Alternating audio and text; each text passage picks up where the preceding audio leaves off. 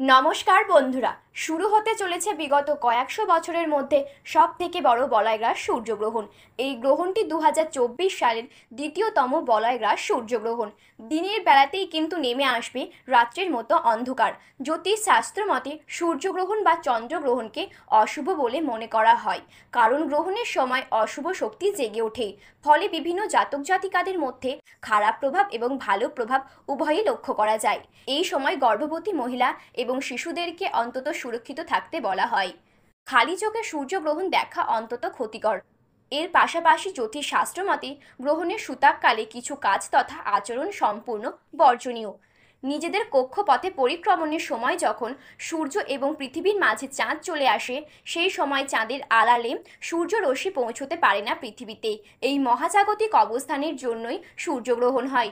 সব সময় অমাবস্যা তিথিতেই সূর্যগ্রহণ হয়ে থাকে। এ বছরের প্রথম সূর্যগ্রহণ হয়েছিল 8 এপ্রিল এবং এই বছরের দ্বিতীয় সূর্যগ্রহণ হবে 2রা অক্টোবর।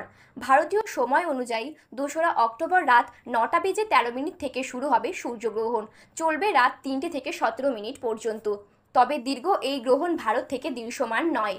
আর্কটিক অংশ, Argentina, Fiji, Chile, Peru, Brazil, New Zealand, Antarctica, প্রশান্ত মহাসাগর, দক্ষিণ আমেরিকা বিস্তীর্ণ অংশ জুড়ে এই গ্রহণটি দেখা যাবে। সাধারণত গ্রহণের 12 ঘন্টা আগে থেকে শুরু হয় সূতককাল। জ্যোতিষ তথা বাস্তু বিশেষজ্ঞ গৌরব কুমার দীক্ষিতের মতে রান্না করা, খাবার খাওয়া, ধারালো অস্ত্র ধরা, কোনো শুভ কাজ করা এই সময় নিষিদ্ধ। পুজো, নামগান, ভজন এই সমস্ত কিছু সূতককালে করা যাবে বলে মত জ্যোতিষীর। তবে গ্রহণ কোনো দেশ থেকে দৃশ্যমান না হলেও সূতককালে পালনীয় নিয়ম আচার অনুষ্ঠান পালন না করলেও ক্ষতি নেই বলে মত জ্যোতিষীর।